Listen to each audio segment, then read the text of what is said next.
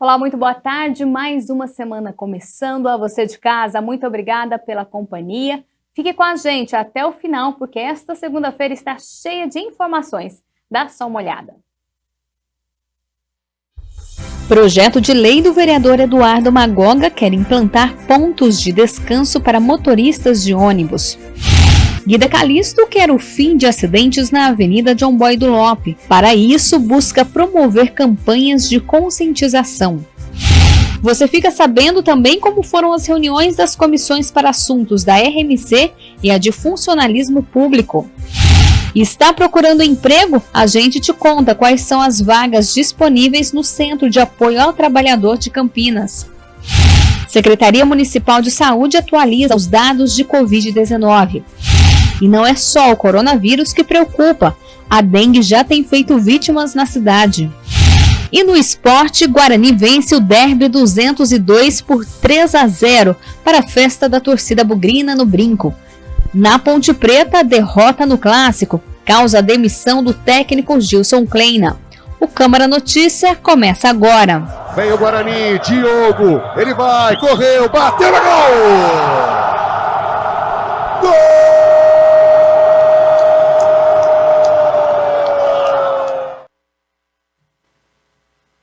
E hoje aconteceu mais uma reunião extraordinária aqui da Câmara de Campinas.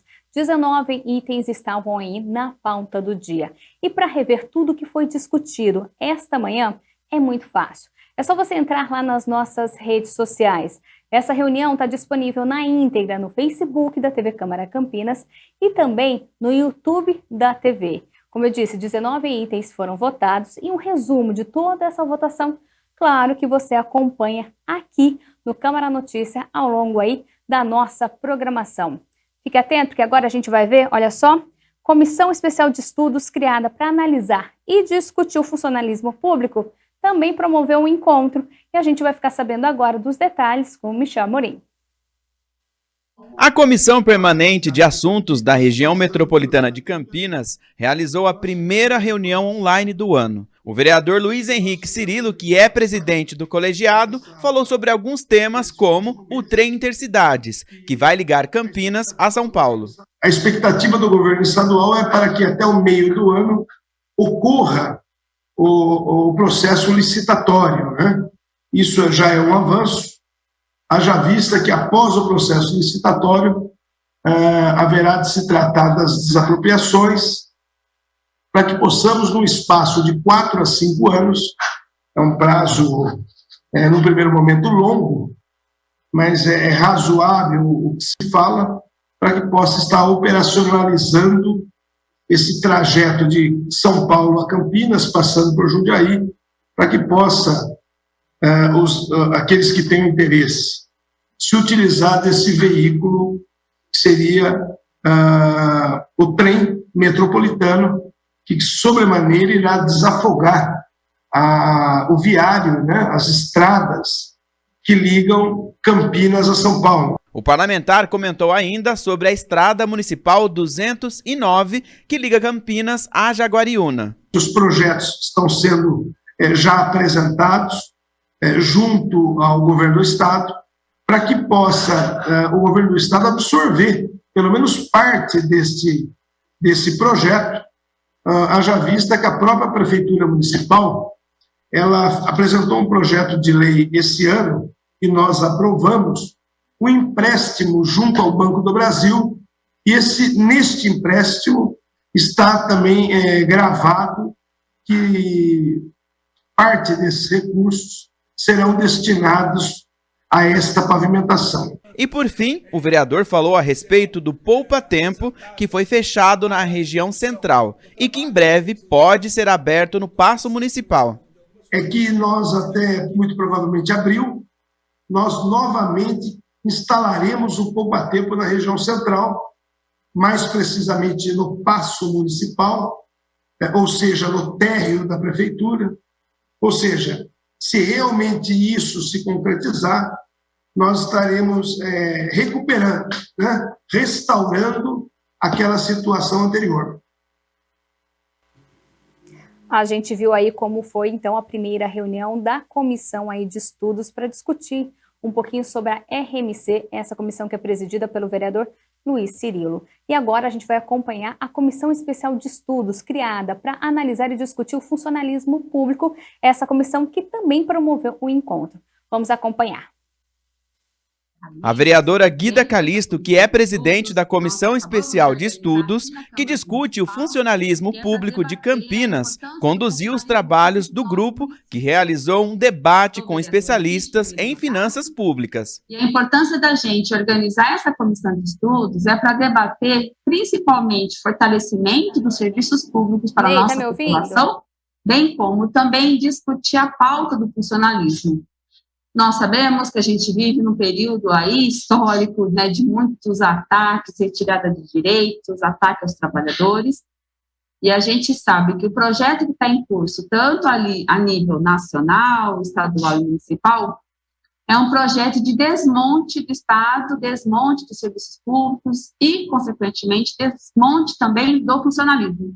Então, é por isso que nós organizamos em debater aqui essa importante comissão. O primeiro tema a ser discutido foi finanças públicas. E para isso, 2 especialistas foram convidados. A gente acha importante a gente iniciar com essa pauta, porque a gente sabe a importância que tem o financiamento dos serviços públicos, né? Nós sempre costumamos dizer que quando se pensa em desmontar o serviço público, a primeira coisa que os gestores fazem é retirar o financiamento, né, desfinanciar esse importante setor, né, é retirar tanto do ponto de vista dos direitos, desmontar, desfinanciar, né, não fortalecer. Fazem parte também da comissão os vereadores Paulo Búfalo e Gustavo Peta. Porque a cada reunião realizada a gente vai estar fazendo um relatório, né, a gente tem um relator da comissão que vai estar fazendo esse relatório. E é de autoria do vereador Eduardo Magoga o projeto de lei que tem como objetivo criar uma área de descanso nos pontos finais de ônibus para os motoristas. O motivo desse PL você fica sabendo agora na reportagem do André Aranha.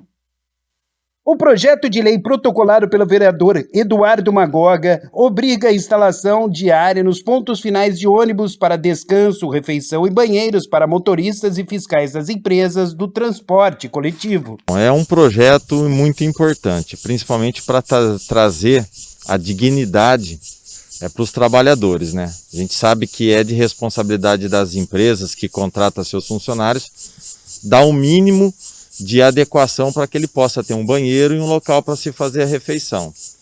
E nós temos esse problema há anos na categoria dos motoristas de ônibus, que infelizmente nos pontos finais mais distantes, eles não têm essa oportunidade de ter um comércio do lado, onde eles possam estar fazendo uso de um banheiro e de um local para fazer refeição. Importante que se diga, conforme o senhor falou agora, não é? A proposta determina, né, vereador, que a instalação, adequação, custos de água e esgoto, energia elétrica, enfim, outras situações também sejam bancadas aí pelas empresas de ônibus. Neste caso, a prefeitura cederia os espaços, é isso?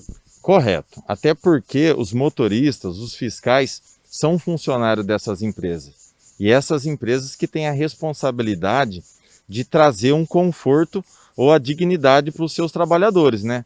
E isso faz parte da empresa. A prefeitura, ela só vai ceder os locais, indicar os locais que possam ser construídos e toda a documentação necessária, quanto na CETEC, quanto nos serviços públicos e quando for em áreas que for praças e jardins, enfim. A prefeitura cede as autorizações e as empresas que custeiam todo esse trabalho e todas as taxas mensais de custo da empresa também. Bom, esse aqui é o ponto final do Jardim Miriam. Nós estamos na estrada velha do Tanquinho. Para ter uma ideia, olha só, este aqui é um banheiro utilizado pelos motoristas e não tem água no vaso sanitário, não tem água também na pia. Então essa é a situação encontrada pelos motoristas. O Daniel Silva é um deles. Gostaria que você falasse sobre essa situação que vocês encontram e a possibilidade de melhorias no local. Então, os motoristas do final do 353, eles precisam de melhorias porque eles chegam no ponto final, não tem um lugar adequado para usar o banheiro, não tem para refeitório também, o banheiro não tem água, não tem pia para lavar a mão, e precisava de algo melhor para que eles pudessem se acomodar melhor no ponto final do Alphaville, né? O vereador Magog, inclusive, propõe, não é? Mudanças, banheiro, área de descanso, área para, não é, que os motoristas possam realizar as refeições. Isso, tipo uma guarita para que ele possa ter um acesso mais decente no ponto final. E por meio de indicação, tem vereador aqui da casa que busca melhorar o trânsito em uma das principais avenidas aqui de Campinas. Parlamentar quer assim melhorar a vida do motorista, do pedestre, ciclista, de todo mundo que passa pela Avenida John Boy Dunlop. A vereadora Guida Calisto está demandando à Prefeitura, por meio de indicação, para que se realize uma campanha educativa contra acidentes de trânsito, direcionados à Avenida John Boy Dunlop e às pessoas que utilizam aquela via, sejam elas pedestres ou motoristas. A gente sabe que nessa via tem bastante radares, né, controlando ali a velocidade, mas isso a gente tem visto que não é suficiente.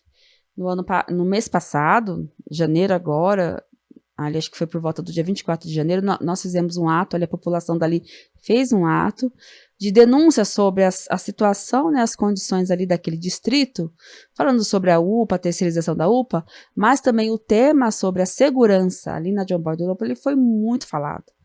A gente tem tido um número alto assim, de pessoas que têm sofrido acidente ali, todo dia tem acidente, e o que é pior, inclusive a gente acabou presenciando ali acidentes que resultaram em mortes de jovens, e assim, é de vários tipos, sabe, é com moto, é com ônibus, é com carro, enfim, a gente precisa ter um olhar para aquilo, né? A preocupação sobre essa questão não é apenas da parlamentar, mas também do Conselho Político do mandato.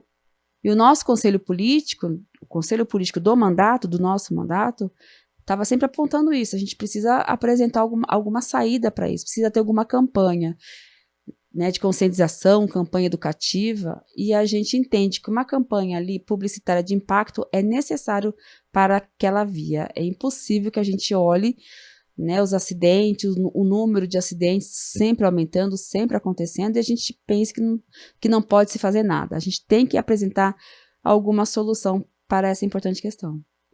A Avenida John Boy Dunlop é uma das principais avenidas de Campinas e também uma das mais extensas, com 15 quilômetros de comprimento. Ela conecta 90 bairros da cidade e, apesar da sinalização nas vias sobre o limite de velocidade, muitos motoristas não estão respeitando, o que vem causando acidentes constantes. A gente está vendo que só os radares ali não é suficiente. Até porque as pessoas até sabem onde estão os radares, né? Os motoristas até sabem onde estão os radares.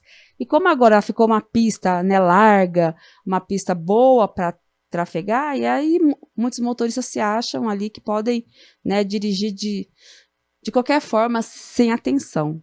E ali desce muita gente, principalmente nos horários de pico, né, que tem os ônibus que servem toda aquela região, que trafegam, né, em toda a margem ali da John Boy. E as pessoas têm dificuldade, principalmente os pedestres, de atravessar ali, porque os motoristas muitas vezes não respeitam a sinalização. Então é importante uma campanha educativa como essa. E claro que uma campanha educativa como essa também prevê em determinados pontos mais punição, se for o caso, né? Guida ainda ressaltou que os professores e alunos da região vinham repetidamente enviando mensagens para a vereadora sobre os acidentes quase diários. Então, viu a necessidade, a importância da gente fazer uma intervenção nesse sentido, provocar o executivo, para que o executivo apresente uma solução. E nesse momento a gente entendeu que uma campanha educativa publicitária, de alto impacto, seria talvez um instrumento aí para tentar resolver essa questão. E antes de encerrar as notícias do Legislativo, a gente informa que o vereador Gustavo Peta, do PCdoB, testou positivo para a Covid-19. O parlamentar está bem, apenas com sintomas leves da doença, que são gripe e fadiga. Vampeta já tomou as 3 doses da vacina. Ele desmarcou todos os compromissos e segue em período de isolamento. Hoje, ele participou da reunião extraordinária que tem ocorrido por meio do sistema de deliberação remota, mas apenas votou sem fazer qualquer pronunciamento. E agora a gente muda de assunto para falar sobre emprego. Semana começando e o Centro de Apoio ao Trabalhador de Campinas está cheio de oportunidades. Dá só uma olhada aí.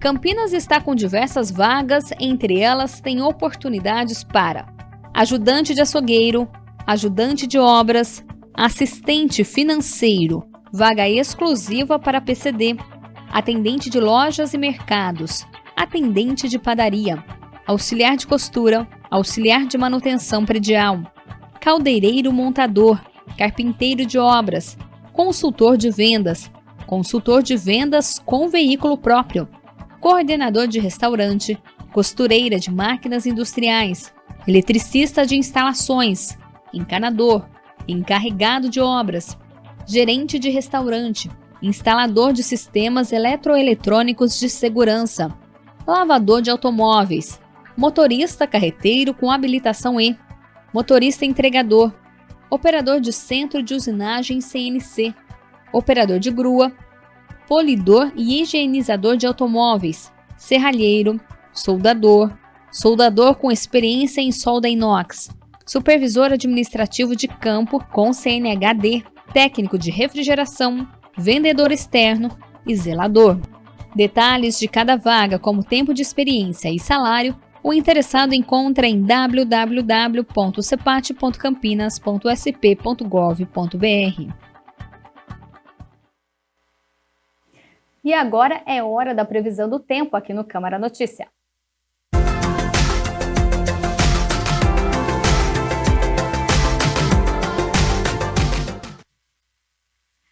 Campinas amanheceu hoje já com sol e a temperatura, olha só, deve subir esta tarde. Para esta semana não há previsão de chuvas fortes. Então, vamos ver agora como fica o tempo aí já para amanhã. Para hoje e amanhã não se descarta a ocorrência de pancadas de chuva, mas as probabilidades são baixas. A temperatura máxima prevista para terça-feira é de 32 graus e a mínima fica em 19. E a gente vai agora para um rápido intervalo, é só para tomar uma água aqui, coisa rápida. Não saia daí porque ainda tem muita informação aqui.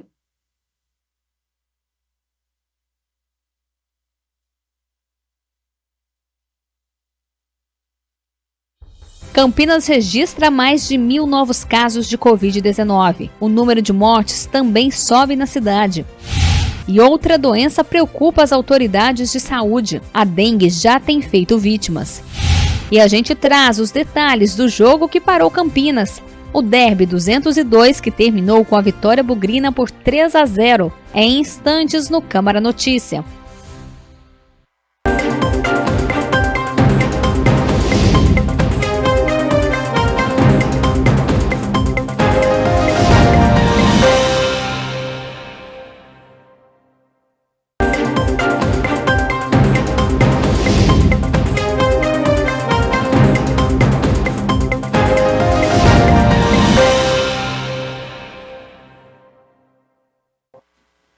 Câmara Notícia de volta e a gente abre este bloco falando já de esporte. Final de semana foi de emoções. E olha só, a torcida bugrina não para de comemorar.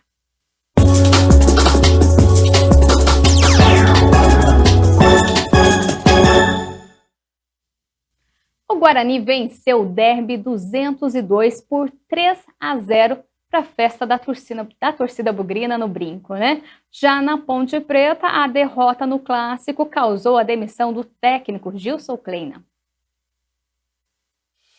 O Bugre começa 200 km por hora. Em menos de 5 minutos, Lucão do Break de longe bate no canto. O goleiro Igor Vinhas da Ponte não conseguiu fazer a defesa não. 1-0 Guarani para a festa da torcida e dos jogadores em campo. E olha só a comemoração do Lucão do Break. O Guarani queria mais, agora a jogada começa no lado direito com Júlio César. A bola chega até Matheus Pereira, bate no braço de André Luiz, pênalti. Giovanni Augusto vai para a cobrança, bate bem, bate firme, convicto, 2-0 Bugre. E a torcida bugrina só alegria. Com Fezinha, a Ponte Preta aproveita a trombada de 2 jogadores do Guarani, mas a conclusão vai para fora. A noite era mesmo verde e branca. Iago faz jogada pela direita, empurrado por Jean Carlos. Pênalti. Diogo Matheus bate com categoria. 3-0 Guarani. Após o apito final, os jogadores comemoram no símbolo do Guarani. E a foto com a torcida de fundo não poderia faltar. O Guarani volta a campo sábado pelo Paulistão contra o Santo André no Brinco de Ouro. A Ponte Preta continua sem técnico. A Macaca joga amanhã fora de casa contra o Cascavel pela Copa do Brasil. Mudar de assunto agora, vamos falar um pouquinho sobre a metrópole, saber o que está acontecendo principalmente aqui em Campinas. Vamos aos dados do coronavírus na nossa cidade. Os números da pandemia de Covid-19 aqui foram atualizados pela Secretaria de Saúde na última sexta-feira. O registro mostra mais 1.415 novos casos. Campinas já tem 162.573 casos desde o início da pandemia. Os dados estavam represados porque o sistema de informação do Ministério da Saúde estava fora do ar. Com relação aos óbitos, foram confirmados mais 9. Agora, a cidade soma 4.881 vítimas da doença. Faleceram 6 homens e 3 mulheres. 6 pessoas tinham comorbidades e 3 não. 8 pessoas tinham mais de 60 anos e uma tinha menos. E outra preocupação tem sido a dengue aqui na cidade. Já foram registrados alguns casos da doença esse ano, por isso, atenção, para não acumular água em casa ou aí no seu bairro. O André Aranha conta pra gente agora como que está a situação dessa doença por aqui. Com 14 registros, a região norte é que mais tem casos da doença. Conversamos com a enfermeira e assessora técnica do Devisa, que falou sobre os cuidados que os moradores desta região precisam ter. O município de Campinas ele tem características de clima e temperatura que favorecem a questão da disseminação do mosquito Aedes aegypti. A região norte chama atenção neste início de ano, com 14 casos confirmados.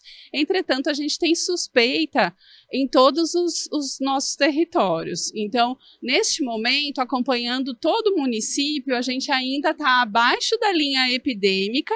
Nós fazemos uma análise sistemática da situação epidemiológica, então a gente ainda está abaixo da linha epidêmica, mas a Secretaria de Saúde acompanha esses dados para que a gente possa dizer como vai ser esse período epidêmico do ano de 2022. As regiões sul e sudeste, com 4 casos cada, aparecem logo na sequência. Depois, a região noroeste, com 2 confirmações. A região leste tem 1 confirmação do caso da doença. Por enquanto, não há registro de mortes. Em 2021, Campinas teve 2.344 casos de dengue. A dengue é uma doença que tem uma característica cíclica, então ela acontece em anos epidêmicos e não epidêmicos. E os anos epidêmicos ocorrem em cerca de cada 3 ou 4 anos. Então, o nosso último ano epidêmico no município de Campinas foi o ano de 2019, E daí 2020 e 2021 mostrou um comportamento com um menor número de casos. Por isso, a nossa preocupação com o ano de 2022, que é necessário que a gente mantenha todos os cuidados para a prevenção da doença, especialmente o controle de criadouros. Lembrando que a Prefeitura mantém um programa de controle e prevenção da doença, mas só isso não é suficiente.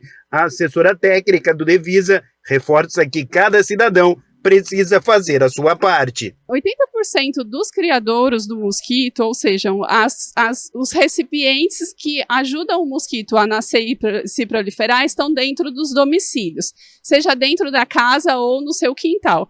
Portanto, é importante que a gente une esforços com a sociedade para que a população colabore na remoção desses criadouros, não deixando lugar onde as pessoas, o mosquito possa encontrar água parada para que ele possa se proliferar. A educação é um direito de todos, né? Mas infelizmente nem sempre é possível estudar quando você é criança ou adolescente. Mas há quem não desista aí desse sonho de aprender a ler e escrever. Ainda bem, né? E aí que entra a educação para jovens e adultos, que tem feito a diferença na vida de muitos alunos já crescidinhos. E neste mês de fevereiro, eles começam a ocupar a sala de aula.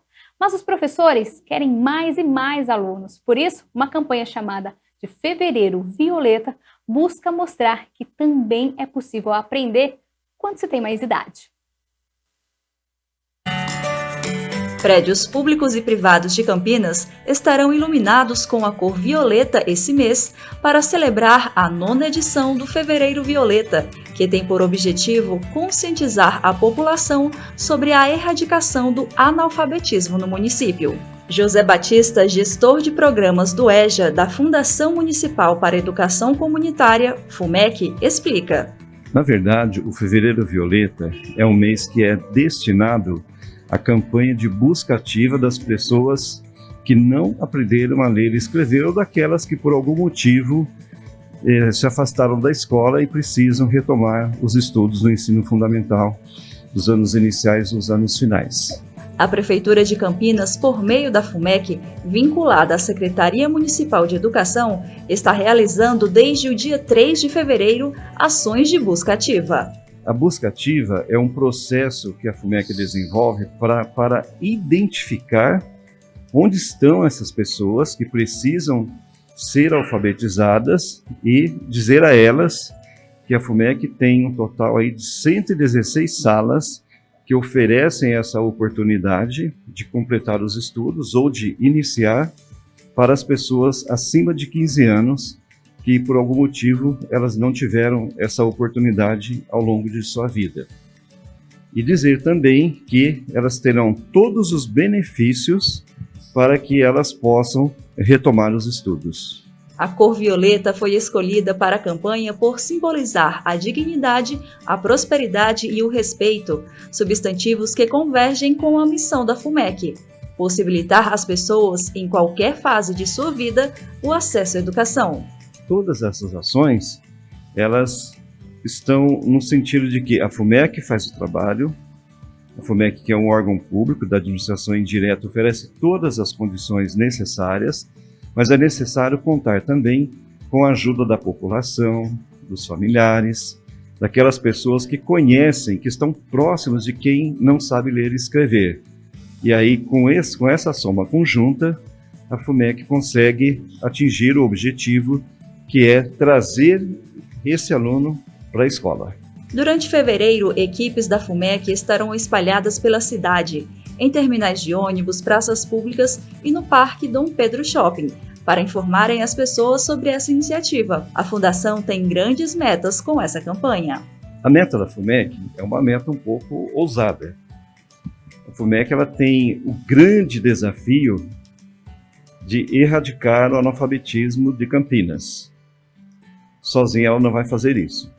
Mas hoje a nossa meta é alfabetizar 15.532 pessoas acima de 16 anos.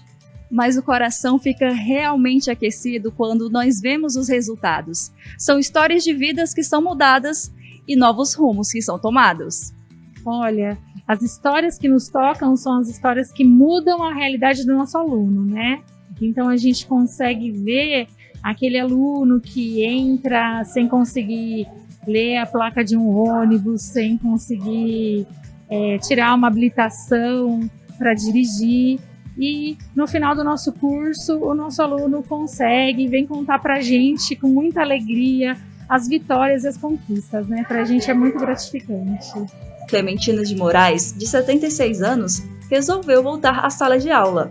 Nascida em Minas Gerais, ficou sabendo da existência da Educação de Jovens e Adultos, o EJA, por meio de uma professora que é sua vizinha. Ela falou comigo: Branca, volta a estudar, porque é bom você aprender um pouquinho mais. Eu falei: então vamos.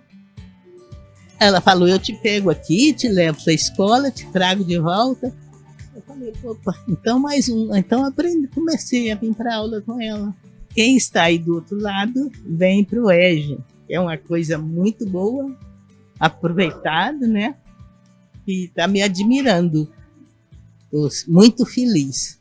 Eduardo Domingos, com seus 45 anos, acredita que a educação pode fazer diferença na sua vida profissional e apostou no EJA. Minha história é que eu morei na rua, né? Passei por situação de rua.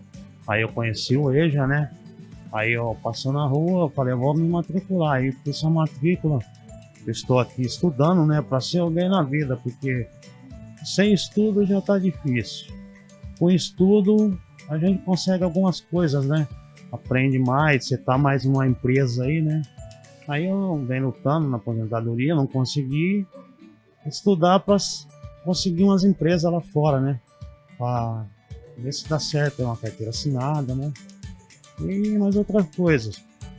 E por meio da escola, a escola é muito bom, o EJA 1, o EJA 2, o EJA 3, né? E o pessoal que estiver em casa aí, que estiver vendo a gente aí, né? Vem pra escola, né? Que a escola é muito boa. Tem a merenda, tem passe, tem tudo. Hoje só não estuda quem não quer, né?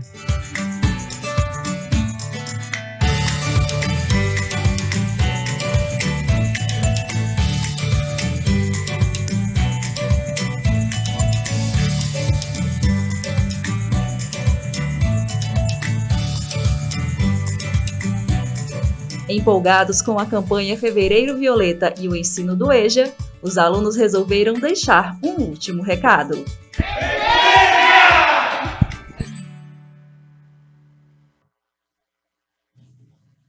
E já que estamos falando de educação, no nosso quadro reservado a este tema, você vai conhecer o trabalho da Associação para o Desenvolvimento dos Autistas em Campinas.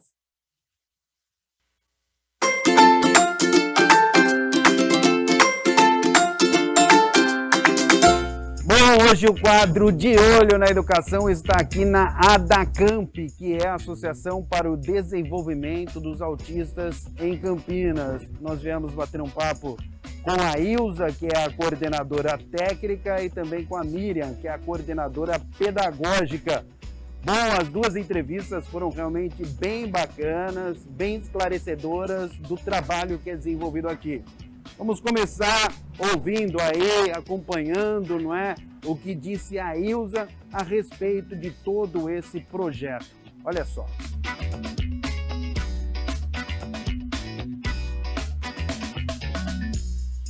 É um prazer tê-los aqui conosco, poder falar sobre o nosso trabalho. Nós somos uma instituição terapêutica para autistas em Campinas. Temos aqui na ADACAMP hoje 110 atendidos, que nós assistimos todos os dias nesse serviço. Na verdade, nós fazemos um trabalho terapêutico, a ponto de sermos chamados de saúde, né? Porque é exatamente isso que nós trabalhamos com os nossos meninos. O nosso projeto é bem legal, nós temos oficinas onde esses meninos e meninas fazem chinelos. Nós temos uma horta onde esses meninos plantam, colhem e preparam, fazem um pré-preparo desse alimento.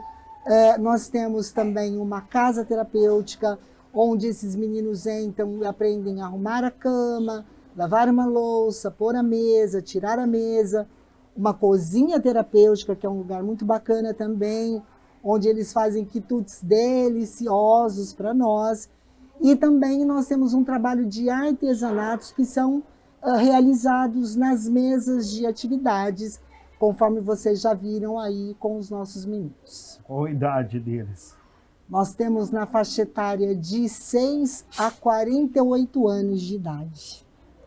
Existem diferentes níveis do autismo? Sim, então, com certeza. Cada atendido aqui tem uma forma, obviamente, de lidar. Exatamente, é por isso que nós chamamos de espectro, né? Certo. Nós temos uma gama muito grande aí dentro desse espectro. A gente pode dizer que alguns mais leves, outros mais graves, outros moderados. E aí, para cada um, a gente faz um tipo de trabalho diferenciado. Na verdade, quem mostra para a gente o que será trabalhado é o próprio atendido. Com as habilidades que ele tem, nós vamos trabalhando aquelas habilidades que eles apresentam para a gente. Bom, e vocês são certamente em muitos profissionais, né? Gostaria que a senhora falasse quais as funções, o que vocês oferecem para os autistas. Hoje nós temos na ADACAMP 60 profissionais. Nossa! Uma equipe multiprofissional, né? São fisioterapeutas, terapeutas ocupacionais, fonoaudiólogos, fisioterapeuta, educador físico, médico, enfermeiro e a pedagogia, que vocês vão conhecer depois uma parte. E aí essa equipe trabalha toda a necessidade que esses meninos e meninas apresentam aqui na ADACAMP. Então, na verdade, nós também estamos inseridos na educação. Sem dúvida. Né? Porque, na verdade, eles trazem essas habilidades e nós ensinamos como desenvolver essas habilidades. Então, é um trabalho extremamente envolvido com a educação. Bom, aqui não paga nada, né? Não paga nada. E tem lista de espera, inclusive. Exatamente. Nós temos hoje uma lista de espera de 480 pessoas aguardando. Nós temos aqui dentro da ADACAMP, no programa Saúde, 110 e uma fila de espera de mais de 400 pessoas. Nossa, mais de 400 Precisaríamos de pessoas. umas 4 ADACAMPs para dar conta de atender. O que de fato mostra que o trabalho certamente é muito bem feito. Exatamente, né, exatamente. Bom, a gente vai conversar mais sobre esse assunto com a Miriam, não é? Que já está aguardando a nossa reportagem. Mais alguma coisa que você queira colocar? Eu gostaria que viessem conhecer a ADACAMP, conhecer o trabalho, ver o trabalho que é realizado na ADACAMP, porque nós precisamos dar visibilidade para esse trabalho. Como você mesmo viu, André, os nossos meninos não têm aparência, né, da deficiência que ele carrega. Por isso ele é estigmatizado. Ele é visto, de repente, como uma pessoa esquisita, uma pessoa diferente. Mas, na verdade, ele tem um problema. Então, quem tiver afim, vem visitar a ADACAMP, venha conhecer o nosso trabalho, que vai ser muito bem recebido. Até pegando o gancho disso que a senhora falou, muita gente na rua pode confundir, não é? Exatamente, exatamente. E já aconteceu isso? Nós tivemos caso de um assistido nosso, que no ponto de ônibus, ele agrediu uma pessoa, e várias outras pessoas vieram em cima dele para tentar segurá-lo. E a mãe dizendo, não, meu filho é autista, meu filho é autista. Então é um risco muito grande que se corre. E esse menino em questão, ele tem muitas dificuldades. Por exemplo, ele não dá conta de ir num carro particular. Porque se o carro pegar um caminho que não é o caminho que ele está acostumado, ele briga no carro. Então, são coisas que a gente precisa conhecer para entender e para que a gente possa tratar como iguais. Né? Nós não somos diferentes, nós somos iguais. Cada um com a sua situação. O autismo é uma condição, né? Não é uma doença, mas que precisa ser vista da maneira como ela é e ser respeitada da maneira como ela é. Né? Essas pessoas merecem todo o nosso respeito, todo o nosso carinho, um olhar comum, como eu olho para qualquer outra pessoa, mas com um olhar de empatia, né, que é o que está faltando muito para a gente hoje. Não tenha dúvida. Inclusive, a senhora tocou num assunto muito importante, que o autismo não é uma doença. Não.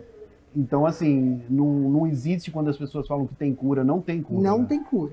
Não tem cura. Quando a gente atende as crianças, né, que nós temos um setor só das crianças na ADACAMP, existe uma facilidade muito grande de a gente dar uma qualidade melhor de vida para essa criança. Que ela tenha mais autonomia e mais independência no futuro. Mas cura não tem. Até porque não é uma doença. No fim, né, a gente já estava até se despedindo, a conversa, não é? É um assunto muito importante, né? E o trabalho aqui, de fato, ele é fantástico. Parabéns pelo trabalho de todos vocês. Muito obrigada, muito obrigada. E a gente faz com o coração, porque os nossos meninos merecem isso. E a gente também, né? Chegar em casa, botar a cabeça no travesseiro, dormir em paz, com sensação de dever cumprido naquele dia. Por hoje, eu fiz o meu melhor. Amanhã é um outro dia. Ó, eu me despedi 2 vezes da Ilza. Eu só vou fazer mais uma colocação que eu lembrei aqui, porque às vezes vocês têm que lidar também com os pais dos autistas, né? Sim. Que nem sempre entendem ou aceitam esse tipo de situação. Principalmente quando logo que se recebe o diagnóstico. É muito difícil. Os pais entram num momento que nós chamamos de luto. Luto. E que é um pouco difícil de sair. É um momento que os pais precisam de ajuda. Eles precisam procurar profissionais que possam ajudar o seu filho, mas eles também precisam de ajuda. Eu só vou conseguir entender bem um autista, tratar melhor um autista quando eu entender o que é aquela situação. Senão eu não dou conta. Se eu não tiver ajuda de alguém, eu não vou conseguir lidar sozinha com essa situação. Então é muito importante que os pais também tenham um atendimento. E assim, é algo que passa, não é para sempre, né? Não é para sempre. Então, busque atendimento, entenda o seu filho, entenda como lidar com o seu filho e as coisas vão ficando mais fáceis, né? Ele tendo terapia e os pais tendo terapia necessária, é o casamento perfeito para que as coisas caminhem. Bom, e para a gente entender um pouquinho melhor como funciona o trabalho de pedagogia aqui no ADACamp, estou aqui com a Miriam Pez, que é a coordenadora pedagógica, para falar um pouquinho sobre esse trabalho. Miriam, por favor. Certo. Eu sou coordenadora do projeto Educação, mantido pela Secretaria de Educação do município de Campinas. No nosso projeto, nós temos 48 crianças divididas em 2 turnos, de manhã e à tarde. Para essas crianças virem para esse projeto, elas têm que estar obrigatoriamente matriculadas na rede municipal, ou estadual ou municipal. Nós atendemos no contraturno da escola. Então, ela tem que estar frequentando a escola para poder frequentar o projeto da educação. Uhum. No nosso projeto, a gente tem a parte da pedagogia, que é um suporte dado à rede. Nós não alfabetizamos, não é o papel da ADACamp alfabetizar. A gente trabalha dando suporte para todas as escolas. Nós temos também uma equipe multidisciplinar que nos ajuda. Nós temos uma fonoaudióloga, uma psicóloga e uma terapeuta ocupacional.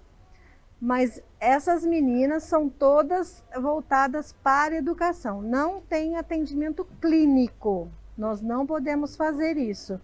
Então, todos esses atendimentos são voltados para a educação, no caso. Essas crianças, a gente tem uma faixa etária mais ou menos de 5 anos e 11 meses que elas estão na educação infantil, até o ensino médio. A gente acompanha toda a fase escolar da criança. Então, a gente tem casos aqui que entrou no prezinho e está com a gente até agora no 1º ano do ensino médio. É uma vida. É uma vida, isso que eu estava pensando. É uma vida. O nome do quadro é De Olho na Educação, você está sempre de olho na educação mesmo. Sempre. A gente acompanha a vida dessas crianças do início até, não é o final, porque assim, a gente espera muito mesmo que alguns ou a maioria vá para uma faculdade, né? Graças a Deus, assim, a gente tem algumas histórias muito boas de meninos que tiveram sucesso, mas assim, a gente precisa muito do apoio da escola e da família para poder dar certo. Então, isso daí é uma união, né? E precisa realmente andar junto para poder caminhar e dar certo. Ô Miriam, eu gostaria que você falasse um pouco mais a respeito dos serviços complementares que são oferecidos aqui no ADACamp. A gente trabalha com a psicóloga, né, ela trabalha com um grupinho de 3 alunos Nessa parte ela vai conversando e também com as demandas comportamentais, como eles têm muito problema de comportamento, a escola traz para gente. No meu caso, eles mandam um e-mail, marcam reuniões, a gente faz reuniões com as escolas, tudo. Eles trazem os comportamentos que essa criança está tendo na escola e a psicóloga tenta, aqui na DACAMP, sanar esses comportamentos. Então, aí é o papel da psicologia, né, na educação. Da fono também, crianças não verbais ou crianças que têm alguma dificuldade na fala. Se ela tem dificuldade na fala, ela vai demorar muito para ser alfabetizada, porque você precisa ter uma fala coerente, ouvir direitinho para poder escrever, né? Então aí a escola também vem com essa demanda, passa para a gente e a nossa fono trabalha aqui. Na terapia ocupacional, são coisas mais ligadas à família, né? Ou adaptação, por exemplo, ele não consegue segurar no lápis, então ela vai trabalhar com a empunhadura. Ou a mãe reclama, ele não consegue pôr uma roupa, ele não consegue calçar um sapato. Então a terapia ocupacional vai trabalhar isso aqui também, vai ajudar nisso, né? Vai ensinar a trocar uma roupa, a calçar o sapato, a dar o laço, para que ele consiga ter uma vida o mais normal possível, né? Para que a mãe não tenha tanto trabalho, né? Ter que vestir, ter que dar banho, ter que, né? Então a nossa terapeuta ocupacional faz isso, ela ajuda. Então essas são as meninas que trabalham junto com a gente na educação. E nós contamos com 2 professores. Agora a gente tem um professor homem, que é novidade na nossa educação, porque a gente só tinha mulher até então. Aí esse ano a gente recebeu um professor homem, que fica no período da tarde, e uma professora no período da manhã, que faz todo esse acompanhamento escolar. A escola vem, fala o que precisa e a gente tenta sanar aqui o maior número de dificuldade possível. Não, nós não estamos lá, então assim, é bem diferente o trabalho. Porque às vezes ele apresenta um comportamento aqui e não apresenta lá, ou ele apresenta lá e não apresenta aqui. Então a gente precisa dessa ponte, né? Aí eles falam, olha, aqui ele não faz tal coisa, aí a gente vai trabalhando ele aqui para que ele comece a fazer lá, para levar, né? A gente fala assim, se ele aprendeu aqui, ele tem que fazer em todos os lugares. Então aí a gente vai ensinando e fazendo isso. Bom, existem diferentes níveis de autismo, né? Sim. Alguns são mais graves, outros não. Mas eu gostaria que você falasse sobre uma questão importante, não é? Porque a gente, não é, conversando aqui, inclusive com a própria Ilza, não é, a respeito desta situação, a gente percebe que tem autistas que chegam aqui crianças, outros mais velhos. Isso. Então é importante mesmo, de fato, que essa situação seja lidada desde o início, né? Que se descubra desde o início o autismo, né, Miriam? Nós temos assim, por isso a importância da escola na vida da criança. Porque muitas vezes é lá na escola que a professora vai começar a perceber alguns traços, algumas coisas. Aí ela vai encaminhar, né? Ela vai encaminhar, ela vai pedir para o pai levar no pediatra, né? Vai explicar, às vezes faz um relatório, né? Falando, olha, eu percebi isso, isso, isso. Aí manda para o pediatra. O pediatra hoje em dia até que os pediatras estão mais assim, sabendo lidar um pouco mais com essa situação, porque antigamente tudo era normal. Entendi. Ele vai demorar mesmo para falar. É no tempo dele, ele vai demorar muito mesmo para sair da fralda, é no tempo dele. E hoje a gente sabe que não é muito bem assim. Existem fases que a criança precisa estar alcançando aquele desenvolvimento, né? Se não alcançou, já acende um sinalzinho de alerta aí, até não andou, não falou, vamos acender um sinalzinho de alerta, vamos pesquisar, vamos procurar saber, vamos levar no pediatra. Se não for no pediatra, no neuro, né? no neurologista também, no psiquiatra infantil, para ver o que é que está acontecendo. Assim, um conselho que eu dou: não deixa muito tempo. Não vai pensando que é muito normal. Ficar de olho nos sinais, né? Vamos ficar de olho. Demorou um tempo. O irmãozinho não foi assim, ele está sendo. Então vamos procurar saber o que está acontecendo. Porque quanto mais cedo a intervenção, melhor para a vida da criança e para a vida da família também. Né? Então, quanto mais cedo procurar ajuda, melhor para a criança, melhor para a família. Perfeito, perfeito. Bom, como tem sido o trabalho durante a pandemia da Covid-19? Nossa, né? Menino, André do céu, olha, vou falar para você, não foi fácil, não foi fácil. Porque aqui a gente estava acostumado assim, de pegar a criança e fazer as coisas nós mesmos, né? E assim, há muita dificuldade também das famílias que não tem como, não tem acesso a uma internet, não tem acesso a um telefone que tem WhatsApp. Não, assim, a gente imaginar, hoje em dia... Tem gente que não tem WhatsApp. Tem gente que não tem internet. Não tem nem o aparelho do telefone, não tem. Exatamente. Né? Então foi muito difícil. Aí a gente entrou em contato com a prefeitura forneceu um tablet para algumas famílias, com um chip. Né? Aí a gente conseguiu entrar em contato com essas famílias, montamos vários grupos nos nossos aparelhos de telefone particular mesmo, que a gente não teve acesso a nenhuma outra coisa. Então foi no nosso telefone mesmo, no nosso computador mesmo, que a gente começou a atender essas famílias. E assim, primeiro nós tivemos que ensinar a família como fazer as atividades. Então imagina, a professora entrava em contato com a família, passava algumas atividades. Quem não tinha condição, quem não tinha WhatsApp, nada, vinha até a Dacamp para buscar material impresso. Então a gente imprimia as atividades, isso na parte da pedagogia. A família vinha, pegava. Ou se não, se tinha acesso, a gente mandava as atividades no WhatsApp. A mãe que conseguia imprimir, se ela não conseguia imprimir, ela tinha que pegar todas essas atividades, copiar num caderno, para depois sentar com a criança, para a criança fazer. Depois ela fotografava essas atividades prontas, mandava para a gente. E isso foi com toda a equipe.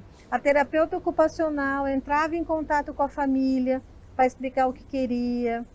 A psicóloga entrava em contato em chamada de vídeo, lógico, para falar com a mãe, com a criança. A fono também em chamada de vídeo para poder trabalhar as partes de fonoarticulação, de fala, essas coisas. Tudo por chamada de vídeo. Gente, não foi fácil. Imagino. Não. Imagino que deve ter sido realmente... E a gente trabalhou dobro. Continua, né? Porque a gente ainda... Não saiu, né? Não acabou o negócio. Tanto que eu, a Miriam, a Ilza também, né? Todo mundo aqui gravando de máscara. Muito obrigado pela entrevista. Disponha sempre. É isso aí, pessoal. Bom, já sabe, né? Eu sou o André Aranha e tô sempre de olho na educação. Tchau.